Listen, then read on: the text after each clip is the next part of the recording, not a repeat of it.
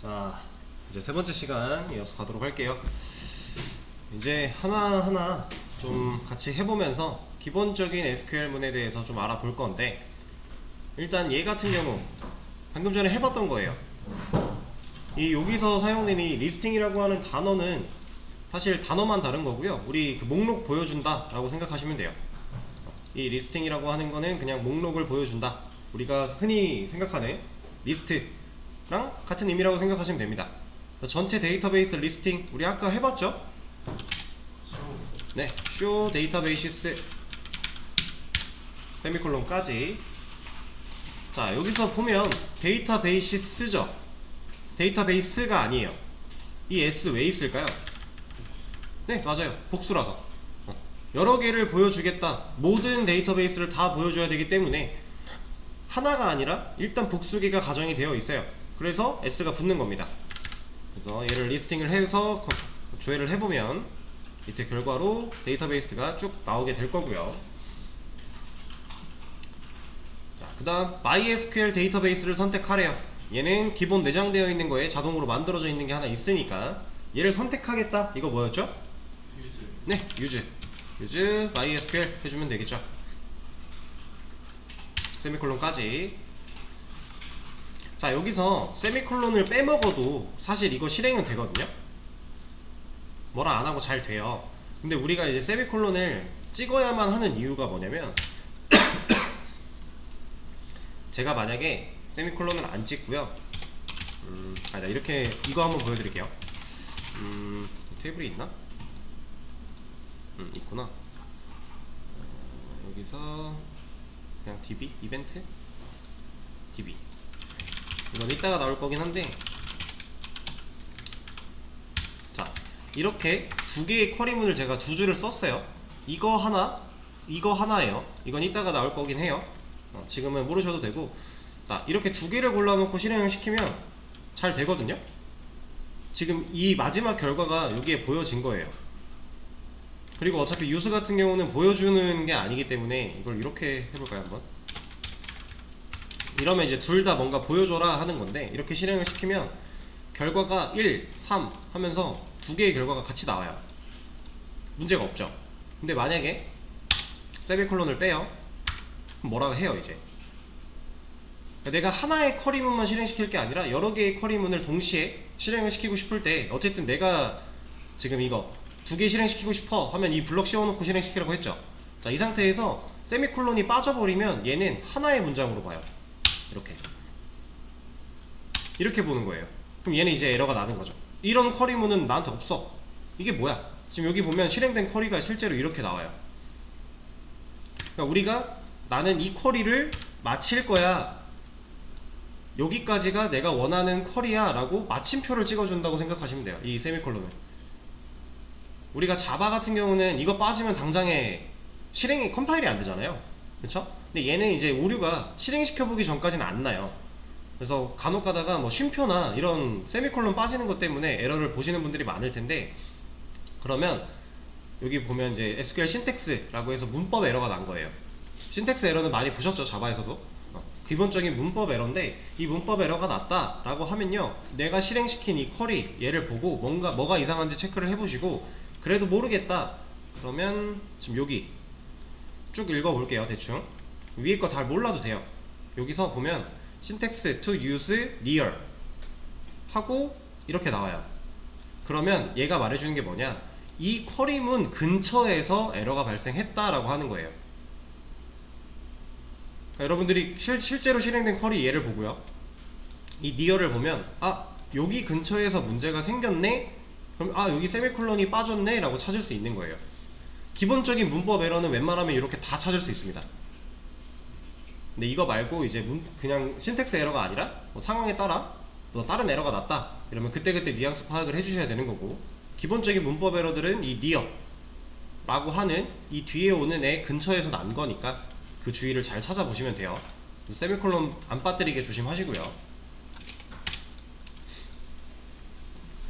자, 그러면 다시 돌아와서 use MySQL 하게 되면 여기가 MySQL로 바뀌죠. 난 이제부터 MySQL 데이터베이스를 사용할 거야 라고 한 겁니다.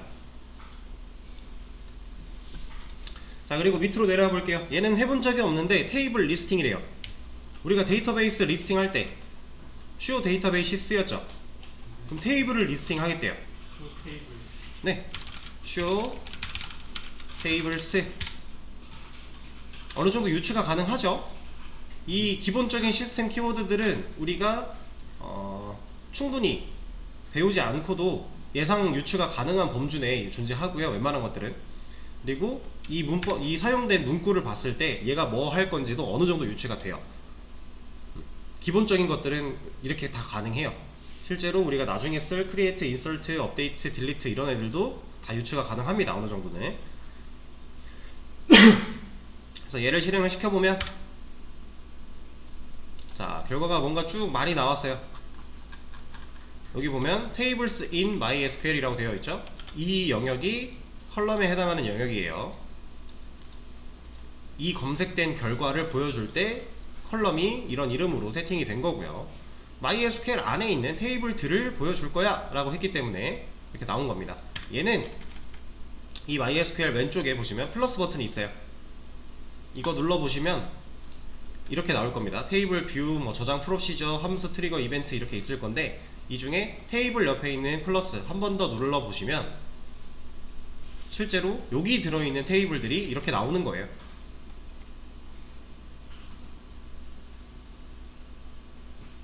그러니까 우리가 뭔가 데이터베이스 DB 테스트 만들어 놨죠. 여기다가 테이블 몇 개 만들어요. 그리고 show tables 하면 여기서도 테이블 눌렀을 때 이런 식으로 다 볼 수 있는 거예요. 그리고 실제로 우리는 그렇게 테이블을 만들어서 쓸 거예요. 그런 식으로 할 겁니다. 그래서 전체 테이블 리스팅 하는 것도 해봤고요. 자, 특정 테이블의 구조라고 되어 있는데, 여기서는 어떤 걸로 해볼까? 유저 테이블의 구조를 한번 까보도록 할게요. 이 명령어는 describe라고 하는 애를 사용을 합니다. 명령어 써주고 한 칸 뛴 다음에 유저라고 치면 얘 시스템 키워드 때문에 색깔이 바뀌어버렸죠. 이거 나는 이 테이블 까볼 거야, 이름으로 쓸 거야 할 때 뭐 붙인다고요? 백틱 이렇게 붙여주면 시스템 키워드가 아니라 문자로서 인식이 돼서 이 유저 테이블의 구조가 나오게 됩니다. 실행을 한번 시켜볼게요. 뭐라고 하네? 아까 제가 이거 플러스 누른 것 때문에 얘가 바뀌었어요. 다시 use MySQL 해주고 까보면 이런 결과가 나옵니다.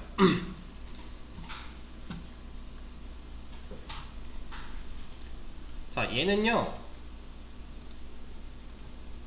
유저 여기가 테이블이 아니고 뷰에 있지.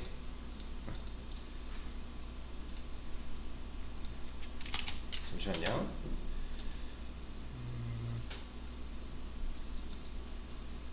자, 제가 지금 뷰, MySQL의 유저라고 하는 테이블은 그냥 테이블이 아니라 뷰라고 하는 영역에 존재하는 테이블인데, 이건 나중에 우리 실제로 할 때 그때 말씀을 드릴 거예요. 근데 아무튼 이거를 까봤을 때 이 테이블의 구조가 이렇게 나와요.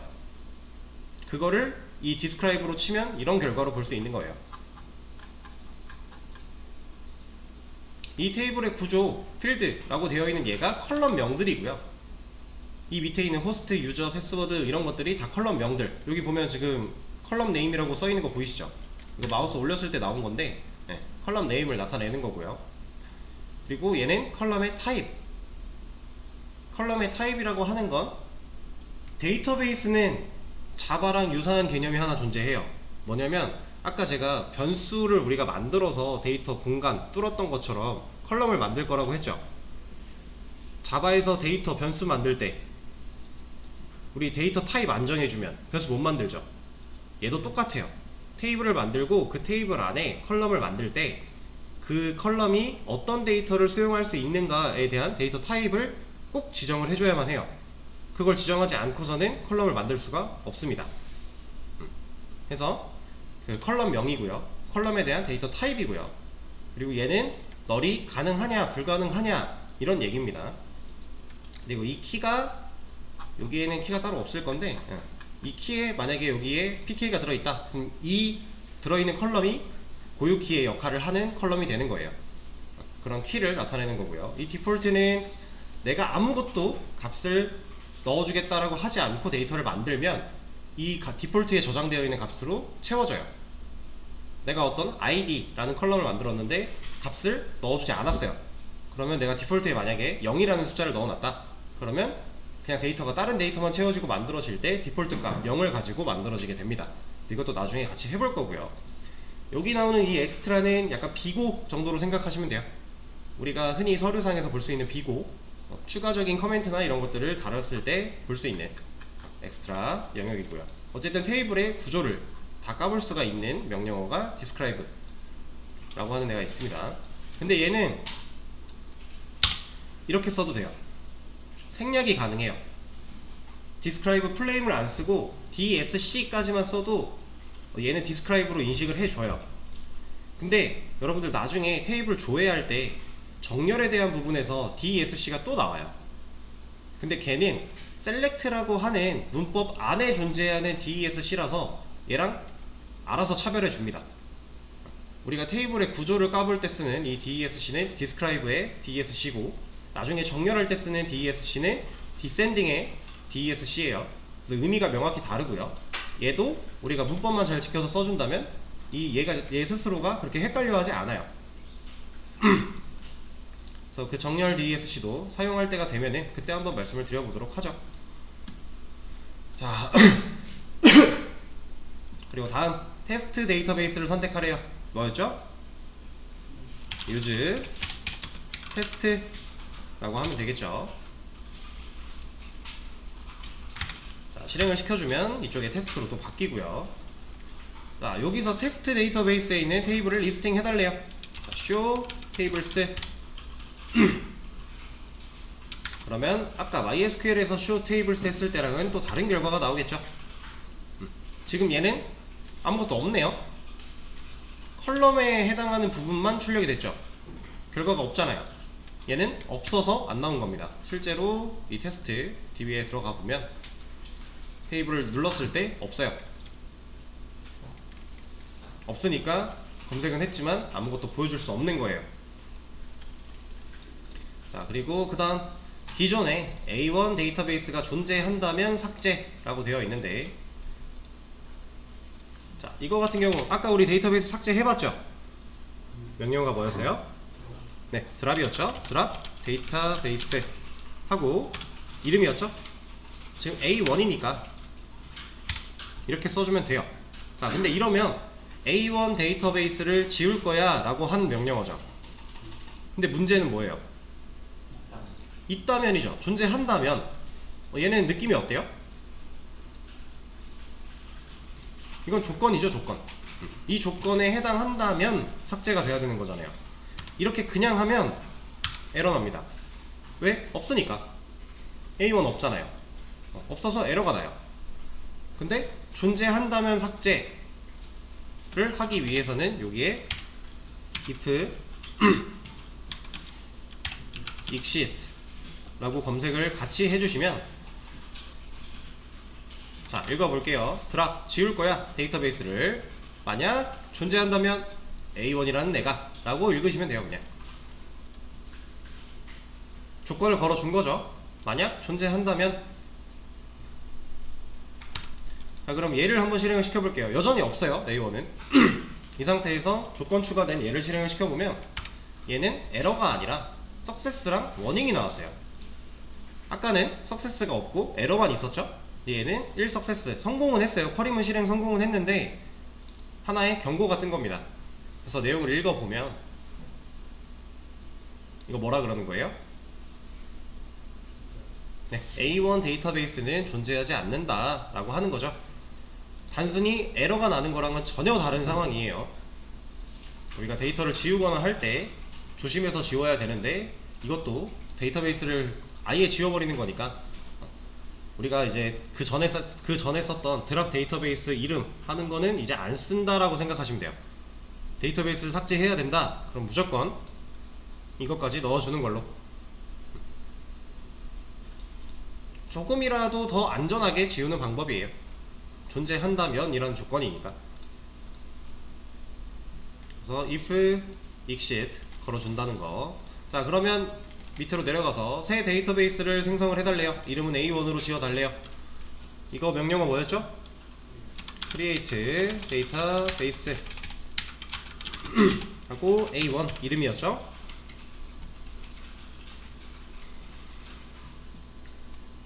여기가 시스템 키워드로 바뀌지 않는다면 백틱 안 붙여도 돼요. 붙여도 되고, 근데 바뀌었을 때는 내가 원하는 게 시스템 키워드가 아니라면 무조건 붙여줘야겠죠. 그것만 유의하시면 됩니다. 자, 그럼 만들어 볼게요. 석세스. 자, 그리고 여기 새로 고침 해보시면 나왔을 거고요. 얘를 선택해 달래요. use A1. 그럼 여기 또 상단이 바뀌었죠.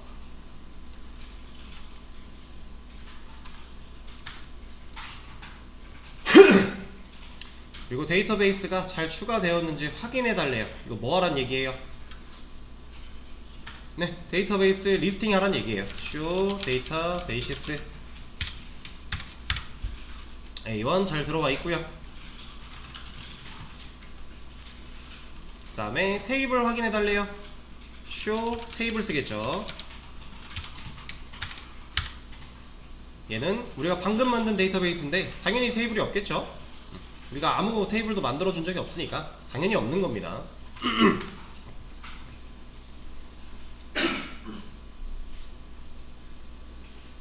자, 여기까지는 이제 데이터베이스 자체를 다루는 그리고 그 데이터베이스 안에 있는 테이블들을 뭐 구조를 확인하거나 아니면 리스팅을 하거나 하는 정도였는데, 이제 실제로 테이블을 만들어 볼 거예요.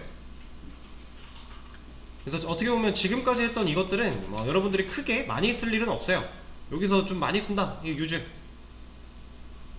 얘는 꼭 우리가 지정을 해야 되니까 얘는 좀 많이 쓴다고 생각을 할 수 있는데, 나머지는 한번 데이터베이스 만들어 놓으면 잘 안 지우고요. 실제로는 그렇습니다. 근데 우리가 테스트하는 과정에서는 데이터베이스 아예 삭제했다가 다시 만드는 것부터 해서 쿼리문을 짜놓고 그냥 한 번에 실행시켜서 테스트 데이터 쌓고 이런 거 할 거예요. 근데 실질적으로는 잘 사용하지 않는 명령어들이었다 라고 한다면 이제부터 다루게 될 내용들은 여러분들이 게시판을 다룰 때 실질적으로 다루게 될 CRUD에 대한 내용들이에요.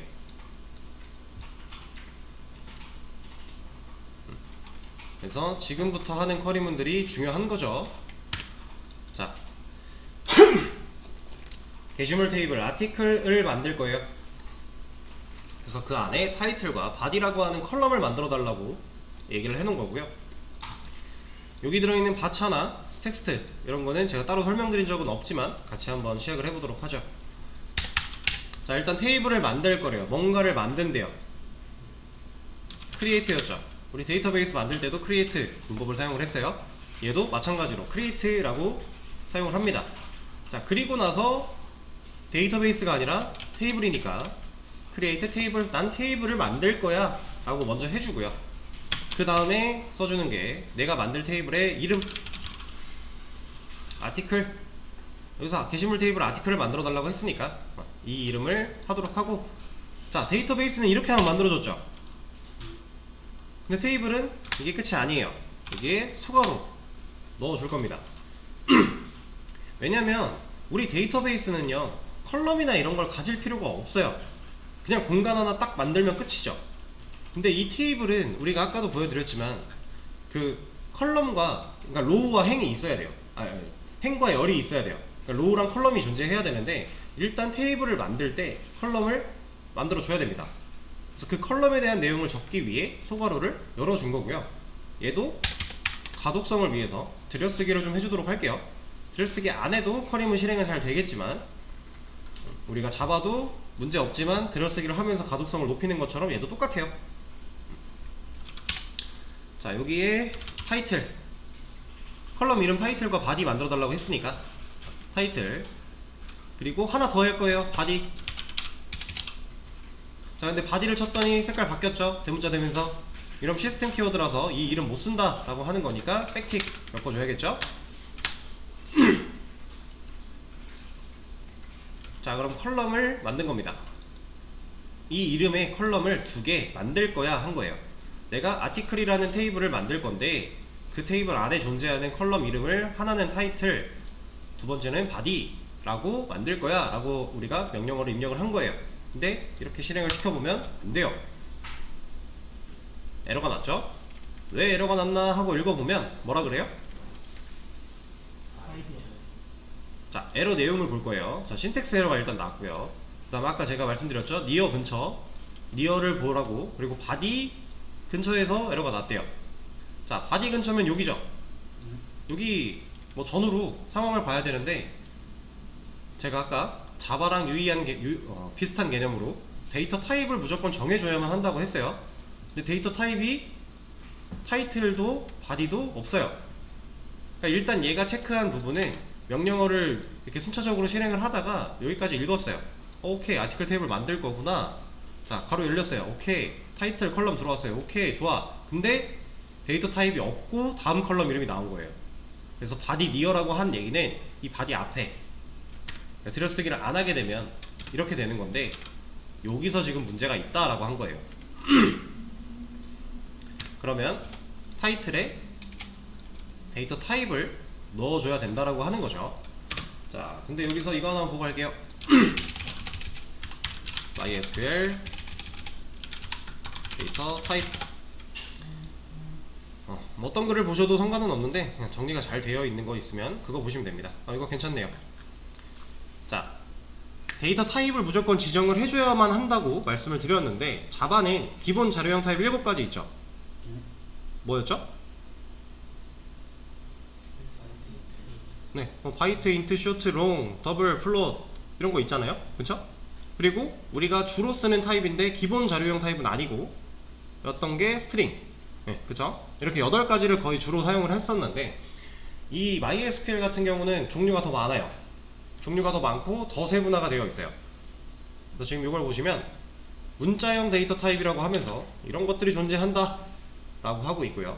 숫자형 데이터 타입에 이런 것들이 존재한다. 그리고 날짜형에 이런 거, 이진 데이터에 이런 거, 뭐가 많죠? 외워야 될까요? 필요 없죠. 외울 필요 없어요, 전혀. 여기서 여러분들이 주로 쓰는 거 몇 가지 정도만 기본적으로 알고 계시면 되고요. 나머지는 필요할 때 그때 검색해서 쓰면 돼요. 자, 그러면 뭐가 기본적인지는 알아야겠죠? 자, 일단 문자형 보겠습니다. 캐릭터라고 하는 거랑 괄호 열리고 n이 쓰여 있어요. 이 n은 뭘까요? 크기를 지정하는 거예요.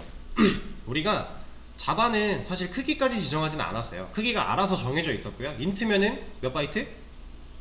네, 아셔도 되고 모르셔도 돼요. 이거는 4바이트예요. 그리고 뭐 더블이면 8바이트 이런 것들이 있는데, 얘는 내가 이 타입으로 쓰는데 크기까지 내가 정해서 써야 돼요. 그게 하나 더 까다로운 점이긴 한데요. 일단 캐릭터, 우리 자바에도 캐릭터 타입 있죠. 문자 하나잖아요. 얘도 비슷해요. 그냥 문자예요, 문자. 근데 그 크기를 n으로 지정을 할 수 있고요. 바차, 캐릭터는 캐릭터인데 얘는 바차예요. var 캐릭터래요. 뭔지 모르겠죠? 얘도 그냥 문자예요. 근데 여러분들이 주로 쓰는 거, 자, 바차 되게 많이 씁니다. 이 데이터 타입도 사실 DBMS마다 약간의 차이가 있어요. 뭐 MySQL에서는 넘버를 쓰지 않고 오라클은 넘버를 쓰고 이런 것들이 몇 가지 차이가 있는데, 그것도 크게 신경 쓸 필요가 없는 게, 여러분들이 어차피 그 DB 쓰겠다 하고 그 DB 접속을 하고 이 SQL 로그 같은 툴에 들어가면 테이블 만들 때 뭐라고 할 거예요. 쓸 수 없는 타입을 쓰겠다라고 하면. 그럼 에러 보고 아, 얘는 안 되는구나. 그럼 얘는 이거 대신 뭐 쓰지? 검색해 보면 돼요. 근데 일단 우리가 MySQL 하고 있으니까 MySQL에서는 바차 제일 많이 씁니다. 이거 잘 안 써요. 거의 웬만한 문자는 바차 쓴다고 보시면 돼요. 실무에서도 똑같아요. 그리고 뭐 타이니 텍스트, 뭐 텍스트 이런 거 있는데, 여기서 요거 하나 보시면 돼요. 문자에서는 요거 2개. 근데 제가 지금 보면은 텍스트 여기 n 똑같이 쓰여 있는데 얘는 괄호 안 썼죠. 텍스트는 실제로 크기 지정 안 해서 써요. 얘는 정리가 좀 잘못된 것 같아요. 바차는 내가 크기 지정을 해서 쓰는 게 맞고요. 텍스트는 크기 지정을 안 하고 씁니다. 자, 그러면 여기 잠깐 볼게요. 바차도 보면은 6535예요. 그죠? 그리고 텍스트도 보면 6535 똑같아요. 최대 크기가 똑같거든요. 그럼 굳이 얘네 나눠서 왜 쓰지? 여기다가 그냥 6535 넣고 최대 크기로 쓰면 얘랑 똑같은 거 아닌가? 맞아요. 일단 개념은 똑같아요. 똑같이 쓸 수 있는 건 맞는데 왜 굳이 나눠놨냐면, 자, 6535라고 하는 바이트는 생각보다 많이 큰 바이트거든요. 여러분들이 꽤나 큰 용량을 담을 수 있는 바이트예요. 근데 가정을 좀 해볼게요. 내가 만약에 게시판에서 제목 부분이에요. 제목은 막 무한정으로 길게 쓸 수 있게 두는 것보다 어느 정도 제한을 걸어 놓는 게 맞죠. 그런 컬럼이면 바차를 쓰고 걸어요, 제한을. 근데 내용은 제한을 걸기가 좀 애매하죠. 예를 들어서 내가 여기에 뭐 한 500바이트라고 해서 500을 넣었어요. 바차 500으로 내용을 해놨는데 나는 이것보다 길게 쓰고 싶은 거예요. 그럼 게시글을 나눠서 써야 되잖아요. 불편하죠. 적당히 뭐 좀 더 길게 해서 막 3000, 그런데 3000을 넘을 수도 있는 거잖아요. 그쵸? 그럴 때 내가 크기를 뭔가 지정하기 애매하고 사용자마다 길게 쓸 수도 적게 쓸 수도 있다, 애매하다, 그럴 때 텍스트를 그냥 쓰는 거고요. 그게 아니라 최대 이 정도를 넘어가지 않게끔 했으면 좋겠다 라고 할 때 크기를 지정해서 바차를 쓰는 겁니다. 자, 그러면 이렇게 나눠 쓰는 이유는 오케이, 알겠는데, 자, 여기다가 6535 넣고 쓰는 거랑요, 얘를 그냥 쓰는 거랑요, 실제로 이렇게 쓰고 이렇게 쓴다고 하면 텍스트가 더 빨라요. 같은 크기를 지정을 했다라고 한다면. 대신에 만약에 뭐 한 300이다, 뭐 한 1000이다, 요런 크기로 내려왔다고 해볼게요. 그러면 얘도 뭐 1000으로 지정해놓고 할 수 있고, 그냥 텍스트 지정 안하고 써도 할 수 있잖아요. 이때는 얘가 무조건 빨라요. 그러니까 속도의 차이가 있어요. 실질적으로 얘가 데이터를 처리하는 방식이 약간 다르거든요, 이 타입에 따라서. 그래서 실질적으로 우리가 데이터를 읽어오거나 뭐 수정하거나 할 때 그 처리되는 속도의 차이가 있습니다. 그래서 내용 같은 진짜 애매한 부분들은 바차로 지정하기가 애매하니까 그럴 땐 텍스트를 쓰는 게 맞고요. 그거 아닌 크기를 어느 정도 지정을 해도 된다, 뭐 아이디, 비밀번호, 문자열 들어가야 되니까 바차 쓸 건데, 크기를 뭐 아이디나 비밀번호 사실 뭐 그렇게 안 길잖아요. 뭐 20글자 내외 해놓는 게 대부분이다 보니까 뭐 아이디 같은 경우는 20 뭐 혹은 50 요 정도로 보통 잡고요. 패스워드는 좀 길게 잡긴 해야 돼요. 왜냐면 우리가 만약에 비밀번호가 1234면 이게 이렇게 들어갈 게 아니니까 얘를 암호화를 한번 거쳐서 암호화된 문자로 들어갈 거라 패스워드 부분은 사실 좀 더 길게 잡긴 해야 돼요. 근데 아무튼 뭐 한 200, 300 미만 이렇게 데이터 크기를 지정해서 쓸 수 있는 공간, 거기다 텍스트 넣어놓으면 느려진다라고 하는 겁니다. 속도 차이가 있어서 얘네 둘을 골고루 상황에 맞게 잘 써줘야 돼요. 이해가 되시겠죠? 나머지는 사실 크게 신경 안 쓰셔도 돼요. 여기 보이는 제이슨이라고 하는 거는 데이터 타입 자체를 제이슨으로 놓는 경우는 많지 않고요. 뭐 물론 있기는 해요. 필요에 따라서 필요할 때도 있는데, 우리가 DB에 컬럼을 만들 때 제이슨 타입으로 컬럼을 만드는 경우는 거의 없고, 얘는 이제 나중에 여러분들 아작스라고 하는 비동기 통신에 대해서 배우게 될 거예요. 이 친구를 배우게 되면 웬만한 데이터들은 다 이 타입으로 왔다 갔다 할 겁니다.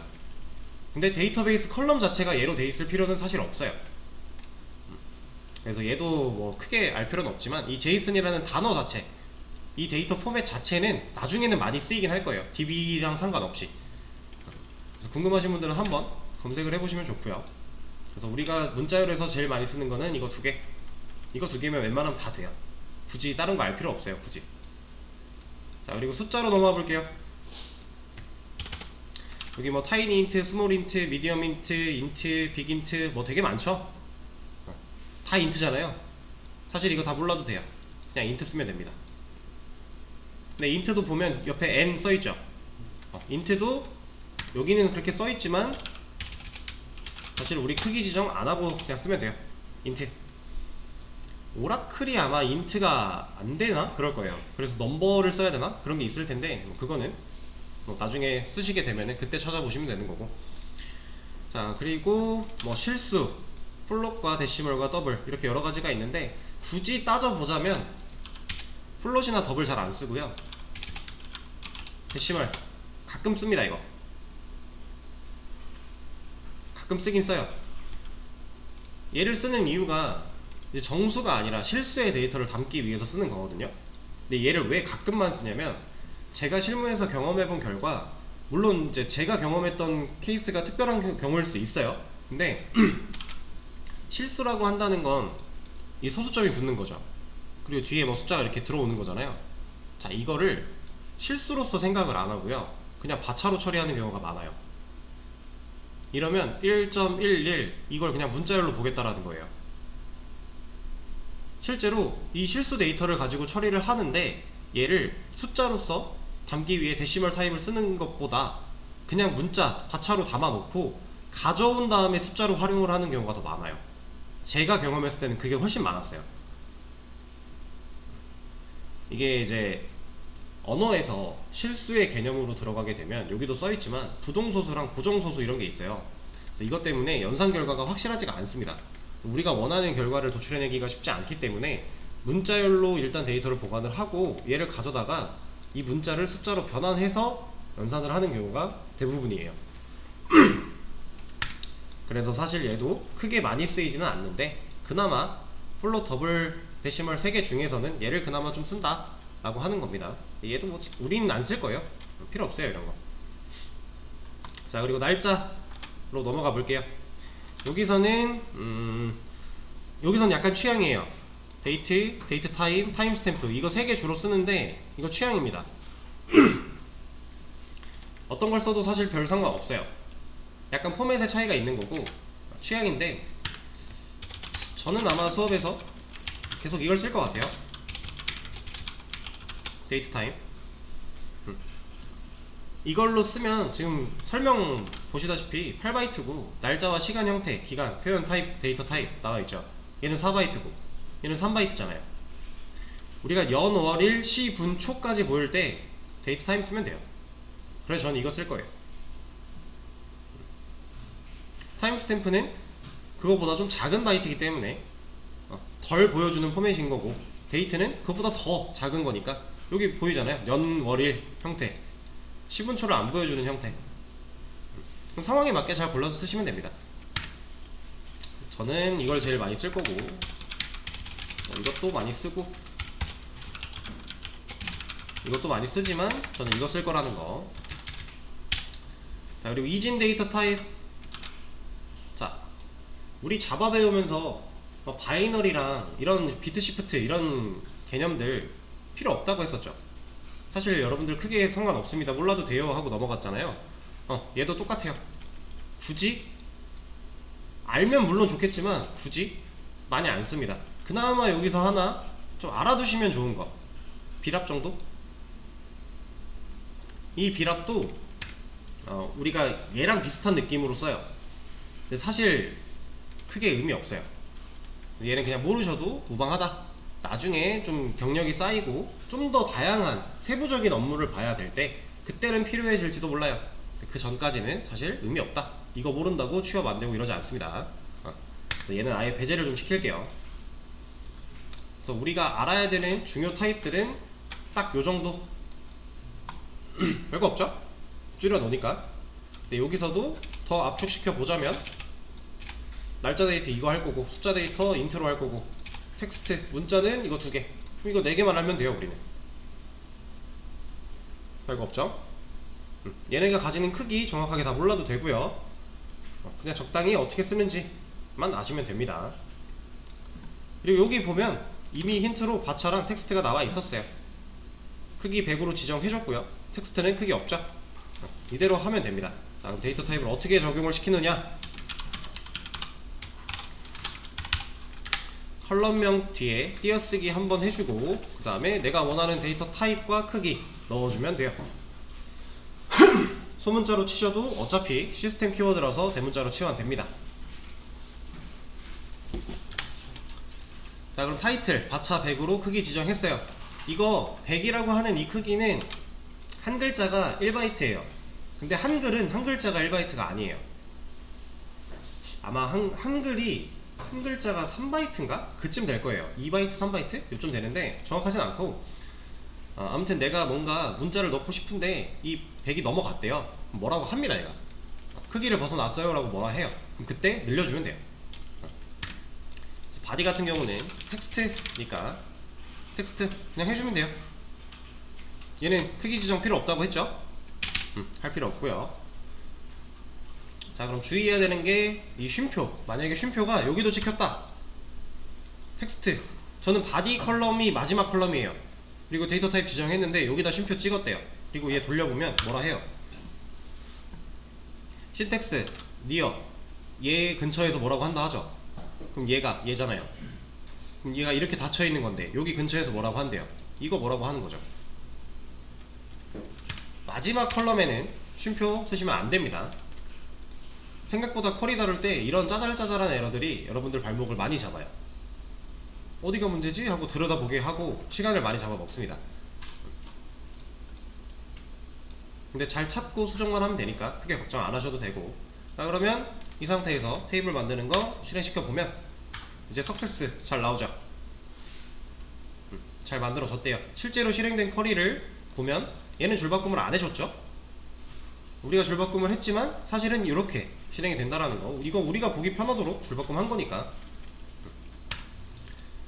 그리고 잘 추가되었는지 리스팅과 구조까지 확인. 그럼 일단 리스팅이니까 쇼 테이블스 먼저 한번 해보고요. 아티클 나왔네요. 테이블 잘 만들어졌다라고 하는 거고, 구조 확인 DSC 아티클. 그럼 실제로 우리가 만든 필드 컬럼 2개 나오고요. 타입 과차 나오고 텍스트 나오고, 널은 우리가 따로 지정한 거 없으니까 널 둘 다 가능하대요. 키 지정한 거 없으니까 키도 아무것도 없고요. 디폴트 지정한 적 없으니까 아무것도 안 들어있고요. 엑스트라 없죠. 우리가 이 테이블을 만들 때 이런 것들을 다 세팅할 수 있어요. 한 번에. 그렇게 해도 되고, 아니면 테이블을 만들고 나서 원하는 대로 수정하는 것도 가능합니다.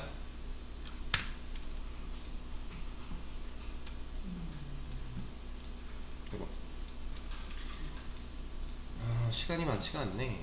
그러면 다음 주에 좀 밑에 거는 더 이어서 하도록 하고, 일단 몇 가지만 되는 대로 좀만 더 해보죠. 자, 여기서 구조까지 확인 잘 했으니까 이제 데이터 하나를 추가하래요. 지금 우린 테이블을 만들기만 했지 데이터를 넣은 적이 없잖아요. 실제로 데이터를 한번 넣어 볼 거예요. 자, 데이터를 넣는다. 어떤 명령어가 쓰일까요?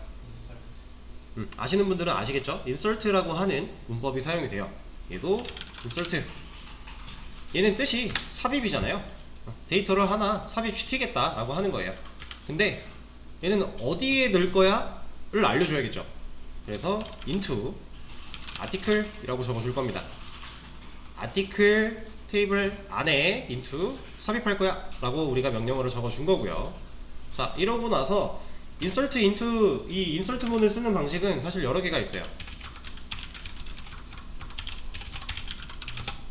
ISQL insert 이렇게 검색을 해보시면은 insert 할 수 있는 방식이 여러 가지가 나오는데요.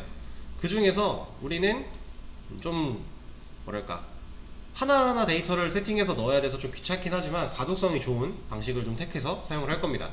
검색해 보시고 나는 이 방식이 더 좋아, 그럼 그 방식 쓰셔도 돼요. 전혀 상관없어요.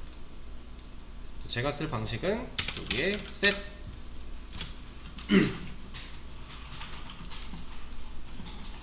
아티클에 데이터 넣을 거야. 근데 set 어떤 데이터를 어떻게 세팅해서 넣을지 우리가 지정을 해준다 라고 하는 거예요. 자, 여기서 컬럼명 적어주고요. 그 다음에 이 컬럼명 뒤에 이걸 하나 왔죠. 자바에서 뭐였어요? 대입연산자, 그죠? 이것도 비슷해요. 이 타이틀이라고 하는 컬럼 안에 제목이라고 하는 데이터를 넣을 거야 라고 해준 겁니다. 그리고 우리는 바디 컬럼에도 데이터를 하나 넣어야 되죠. 그럼 바디 컬럼에 넣을 거니까 쉼표로 구분 하나 지어줘야겠죠. 그리고 자, 바디에 내용이라고 하는 데이터를 넣을 거야 라고 했는데 바디 자체가 또 시스템 키워드로 인식이 돼버렸어요. 백틱으로 감싸주면 되고요. 자, 그리고 여기 보시면 지금 홀다운표가 들어가 있죠. 얘는 백틱 아니고 홀다운표입니다. 내가 데이터를 문자를 넣고 싶어요. 그럴 때는 홀다운표. 얘가 아마 이 쌍따옴표도 되는데 어디였지? 그 자바에서 넘어올 땐가? 쌍따옴표가 문제가 좀 있을 거예요. 그래서 DB 안에서 내가 문자열을 데이터에 넣고 싶다 할 때는 웬만하면 다 홀따옴표로 사용을 해주세요. 그냥 이것만 된다 라고 알고 가셔도 무방해요. 어차피 이걸로밖에 안 써요 우리. 그래서 마지막에 세미콜론 찍어주는 것까지 해놓고 실행 한번 시켜볼게요. 그러면 석세스 하나 나오고요. 잘 적용됐다고 나오고 있죠. 근데 실제로 잘 들어갔나 한번 까봐야 될 거잖아요. 그렇죠? 데이터를 조회해달래요. 자, 데이터를 조회할 때 쓰는 문법 select, 선택할 거야 라고 생각하시면 돼요. 선택할 건데 누구를, 타이틀을, 지금 여기서 타이틀만 조회해달라고 했으니까 타이틀을 선택할 거야. 근데 어디에서? 아티클에서. 이렇게 생각하시면 됩니다. 자, 좀 더 의미를 지금 현재 상황에 맞게 부합을 시켜보자면 아티클로부터 타이틀을 조회할 거야 라고 생각하시면 돼요. 이 from, 이게 select 절이라고 하고요, from 절이라고 하는데 내가 원하는 컬럼을 지정할 수 있고요, 그리고 그 컬럼을 어디서 가져올 건지 from 절에 적어줄 수 있는 겁니다. 여기까지 적어주고 실행을 시켜보면 타이틀 컬럼의 제목, 우리가 좀 전에 넣은 이 제목이 나온 거죠. 지금 데이터가 하나 있으니까 한 줄만 나온 거예요. 그리고 얘도 보통은 이렇게 들여쓰기를 해줍니다. 그리고 이번에는 데이터 조회인데 바디까지 조회를 해달래요. 얘도 시스템 키워드 뭐라고 하니까 백틱으로 감싸주고요. 이 쉼표를 통해 구분을 지어주면 돼요. 이러면 타이틀 컬럼과 바디 컬럼을 아티클로부터 조회할 거야 한 겁니다. 자, 이거 실행시켜보면 이제 내용도 나오죠. 제목만 보고 싶으면 제목 컬럼만, 내용만 보고 싶으면 바디 컬럼만, 둘 다 보고 싶으면 둘 다 써주고, 이런 거예요. 근데 우리 지금 아티클 테이블 안에 컬럼이 타이틀과 바디 순서로 만들어졌어요. 그쵸? 우리가 순서를 그렇게 지정을 한 거예요. 이 순서대로 만들어지거든요 실제로. 근데 여기서 바디 먼저 보여달래요. 그러면 얘를 바꾸면 돼요. 이렇게 했을 때 실행시켜보면 바디가 앞에 와요. 내가 원하는 컬럼 지정해서 뽑아온 거기 때문에 순서도 내 맘대로 바꿀 수 있고요. 이렇게 가능합니다. 자, 그리고 이거 별, DB도 그렇고요, 자바도 그렇고, 이 별의 의미는 사실 언어적인 부분에서 거의 공통인 게 전부예요. 전부, 모든 것, all의 의미를 갖고 있어요. all, 이거의 의미를 갖고 있어서, 자, 어떤 식으로 쓰냐면 아까 제가 한번 보여드린 거에 이 별이 있었죠.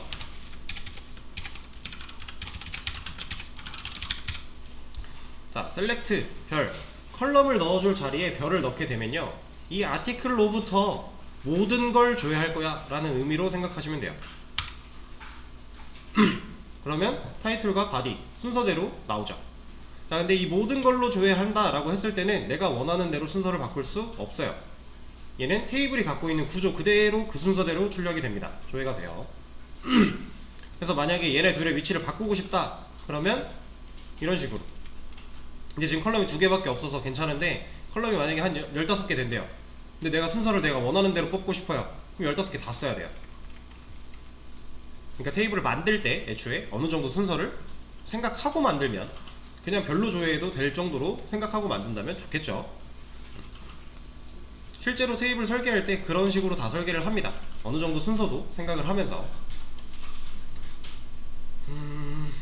몇 가지만 더 해볼까요? 또 하나 추가해 달래요. 이거 위에 있는 거 그대로 복사해서 가져와 놓고 똑같이 실행을 시켜볼게요. 우리가 데이터를, 중복된 데이터를 넣을 수 없어 라는 제약을 걸어 놓은 적이 없기 때문에 똑같은 제목과 똑같은 내용이지만 넣을 수 있어요. 그리고 별로 또 모든 거를 조회해 달라고 하니 조회를 해본다면 이제 2개 나오는 거죠. 데이터 2개 들어있으니까. 그렇죠? 우리가 데이터를 넣어놓은 수대로 다 나올 거예요. 여기서 만약에 타이틀만 보고 싶다. 이렇게 보고 싶다. 그럼 타이틀만 두 줄 나오는 거고, 여기를 바디만 보고 싶다. 백틱으로 엮어서 이러면 내용만 나오는 거고, 근데 바디 타이틀 순서로 보고 싶다. 이렇게 순서 바꿔서 볼 수 있는 거고, 나는 순서는 필요 없어. 그냥 모든 게 보고 싶어. 이렇게 기본적인 조회를 할 수 있는 방법이에요. 이제 이 셀렉트 문 안에 여러분들이 이것저것 뭔가 개념들이 많이 섞여 들어가면서 하게 될 건데, 일단은 시간이 없으니까 여기 테이블 구조 수정에 대한 부분부터 마지막까지는 다음 주 수업에서 이어서 진행을 하도록 하겠습니다. 이거 궁금하신 분들은 간단하게 구글링 해보시면 이거는 다 기본적인 거라서 다 할 수 있어요. 어렵지 않은 내용들이라 해보고 오셔도 되고요, 아니면 다음 주에 저랑 같이 하셔도 되고, 그러면 될 것 같습니다. 그러면 이거를 어디다 써놔야지 저도 안 까먹으니까,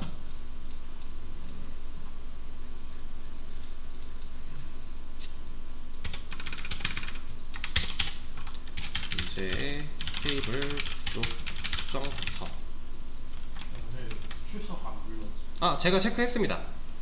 이제 여러분들 얼굴이나 이름이 어느 정도 매치가 다 돼서 비대면으로 오신 분들은 목록으로 체크하고, 며칠 전부터 이렇게 하고 있었어요 사실. 다 체크를 했으니까 출석은 걱정 안 하셔도 되고요.